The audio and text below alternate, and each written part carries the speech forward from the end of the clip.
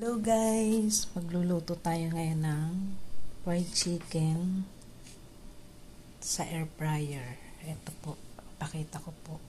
At saka gulay, kangkong tokwa. Yan po, titimplahan lang po natin siya ng bawang. Bawang na dinikdik. Yan po. Dapat medyo madami po. Tapos paminta.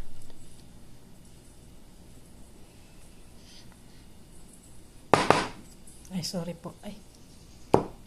Tsaka patis lang. Ganun lang po yan. Tapos bababad lang po natin yan. Nang medyo matagal. Tsaka natin air fried. Yan po.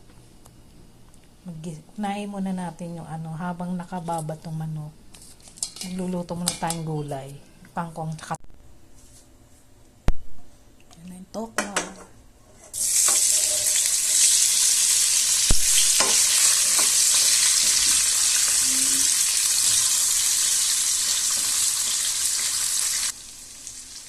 Tunguin na natin ang tokwa.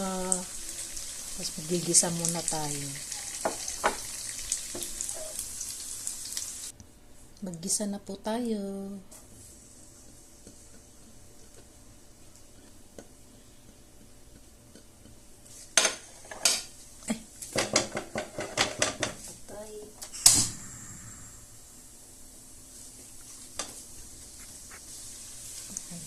Inuuna ko bawang talaga.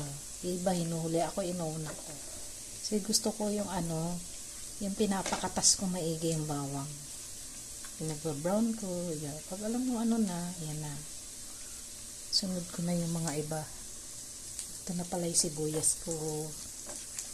Tapos, yung mga tangkay muna ng kangkong.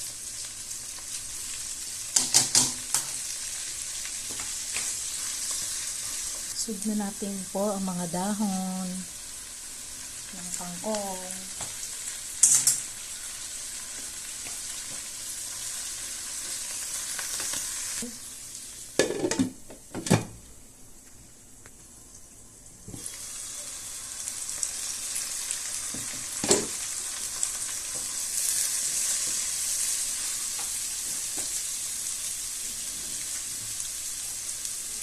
Hindi natin piniritong tokwa kanina.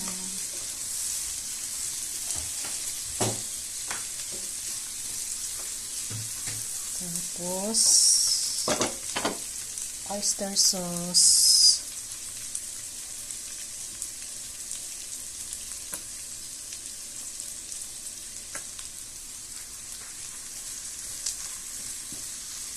Natin konting water.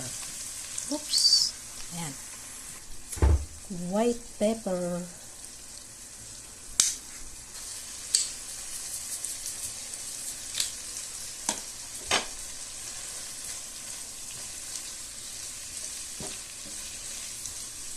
Okay na po to. Hahanguin ko na yan. Ito na po yung ating pritong manok. Kaperno ng kangkong. Ayan. Air fried natin. Air fried. Para iwas sa maraming mantika.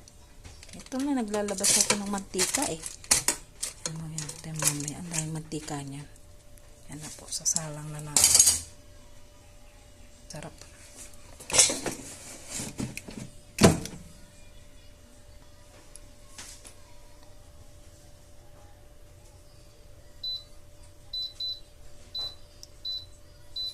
Ten muna.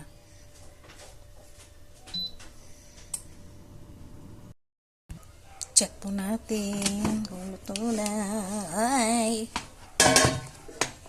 Isa pang salang. Babalik natin. Baliktarin natin.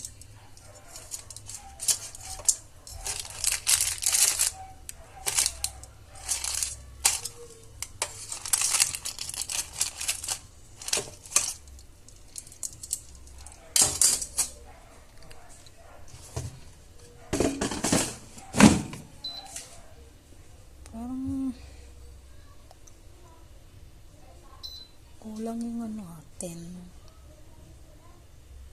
15 na kaya. 15.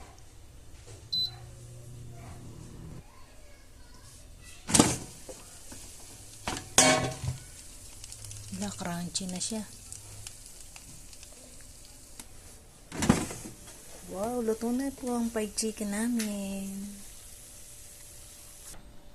Yan, luto na po ang fried chicken namin. Terno kangkong. Kain po tayo.